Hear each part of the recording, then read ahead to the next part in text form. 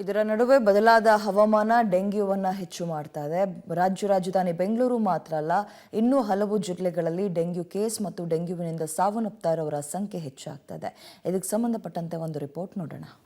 ರಾಜ್ಯದಲ್ಲಿ danger dengue alarm. ಮಕ್ಕಳನ್ನೇ target ಮಾಡ್ತಿದೆ deadly dengue. ಹಾಸನದಲ್ಲಿ ಈವರೆಗೂ ಒಟ್ಟು 3 ಬಾಲಕಿಯರು ಬಲಿ. ಹಾಸನ ಜಿಲ್ಲೆಯಲ್ಲಿ ಡೆಂಗ್ಯೂ ಪ್ರಕರಣಗಳು ಹೆಚ್ಚಾಗ್ತಿದ್ದು, ಒಂದು ವಾರದಲ್ಲಿ 3 ಬಾಲಕಿಯರು ಶಂಕಿತ ಡೆಂಗ್ಯೂ ಜ್ವರಕ್ಕೆ ಬಲಿಯಾಗಿದ್ದು ಜಿಲ್ಲೆಯ ಜನರಲ್ಲಿ ಆತಂಕ ಹೆಚ್ಚಿಸಿದೆ. ಇದುವರೆಗೂ 5,000ಕ್ಕೂ ಹೆಚ್ಚು ಮಂದಿ ಶಂಕಿತ ಡೆಂಗ್ಯೂ ರೋಗದಿಂದ ಬಳಲ್ತಾ ಇದ್ದಾರೆ. 205 ಮಂದಿಗೆ ಡೆಂಗ್ಯೂ ಜ್ವರ ಕನ್ಫರ್ಮ್ ಆಗಿದ್ದು, 3 ಡೆಂಗ್ಯೂ ಜ್ವರದಿಂದ ಬಲಿಯಾಗಿದ್ದಾರೆ. ಇನ್ನು 3 ವರದಿ ಬರಬೇಕಿದೆ. ಹೊಳೆನರಸೀಪುರದ ಗುಡ್ಡೇನಹಳ್ಳಿ ಗ್ರಾಮದ ಲೋಕೇಶ್ ತನುಜಾ ದಂಪತಿ ಪುತ್ರಿ 11 ವರ್ಷದ ಕಲಾಶ್ರೀ, ಹೊಳೆನರಸೀಪುರದ ಹಳ್ಳಿ ಮೈಸೂರು ಗ್ರಾಮದ ಕುಮಾರ್ ಎಂಬುವರ ಪುತ್ರಿ 8 ವರ್ಷದ ವರ್ಷಿಕಾ ಅತಿಯಾದ ಜ್ವರದಿಂದ ಬಳಲ್ತಾ ಇದ್ದು ಜಿಲ್ಲಾಸ್ಪತ್ರೆಗೆ ಚಿಕಿತ್ಸೆಗೆ ಅಂತೇಳಿ ದಾಖಲಿಸಲಾಗಿತ್ತು. ಚಿಕಿತ್ಸೆ ಫಲಿಸದೆ ಸಾವನ್ನಪ್ಪಿದ್ದಾರೆ. ಹಾಸನ ತಾಲೂಕಿನ ಬೊಮ್ಮನಾಯಕನಹಳ್ಳಿ ಗ್ರಾಮದ ಅಪ್ಪಣ್ಣ ಶೆಟ್ಟಿ ಪದ್ಮ ದಂಪತಿ ಪುತ್ರಿ 13 ವರ್ಷದ ಅಕ್ಷತಾ ಸಹ ಡೆಂಘಿಗೆ ಬಲಿಯಾಗಿದ್ದಾಳೆ. ತುಮಕೂರು ಜಿಲ್ಲೆಯಲ್ಲಿ ಡೆಂಘಿ ಹೆಚ್ಚಳ. 2 ತಿಂಗಳಲ್ಲಿ 170 ಕೇಸ್ ದಾಖಲು. ತುಮಕೂರಿನಲ್ಲೂ ಕೂಡ ಡೆಂಗ್ಯೂ ಆತಂಕ ದಿನದಿಂದ ದಿನಕ್ಕೆ ಹೆಚ್ಚಾಗ್ತಾ ಇದೆ. ಜ್ವರ, ಶೀತ, ಚಳಿಯಿಂದ ಜನರು ಆಸ್ಪತ್ರೆ ಸೇರ್ತಿದ್ದಾರೆ.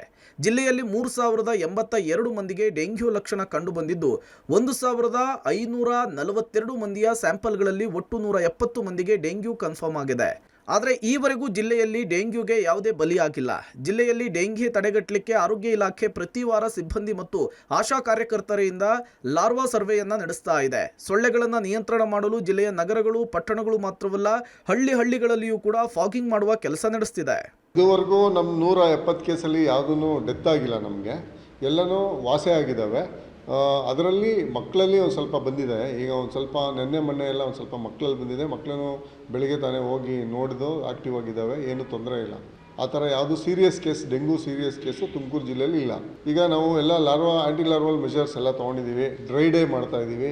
ತುಮಕೂರಿನಲ್ಲಿ ಮರಳೂರು ದಿಣ್ಣೆ ಕಾಲೋನಿಲಿ ಜಾಸ್ತಿ ಬರ್ತಕ್ಕಂಥ ಏರಿಯಾ ಅದು.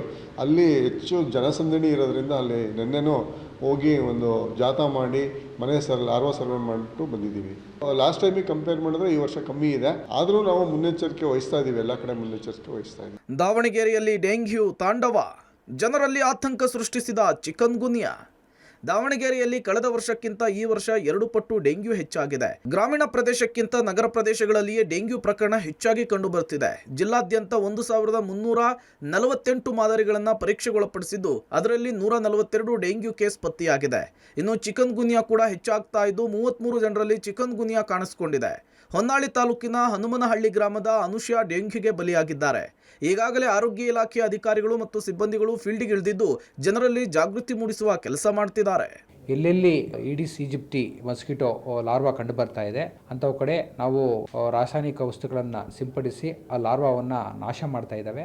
ಮತ್ತು ನಮ್ಮ ಚಿಟಗೇರಿ ಹಾಸ್ಪಿಟಲ್ ಕೂಡ ಡೆಂಗು ಪ್ರಕರಣಗಳನ್ನು ಸಮರ್ಥವಾಗಿ ನಿಭಾಯಿಸೋದಕ್ಕೆ ಸಾಕಷ್ಟು ಬೆಡ್ಗಳನ್ನು ಕೂಡ ನಾವು ರಿಸರ್ವ್ ಮಾಡಿಟ್ಟಿದ್ದೇವೆ. ಮತ್ತು ಔಷಧಿಗಳನ್ನು ಕೂಡ ದಾಸ್ತಾನು ಮಾಡಿ ನಮ್ಮ ವೈದ್ಯರನ್ನು ಕೂಡ ನಾವು ರೆಡಿ ಮಾಡ್ಕೊಂಡಿದ್ದೇವೆ.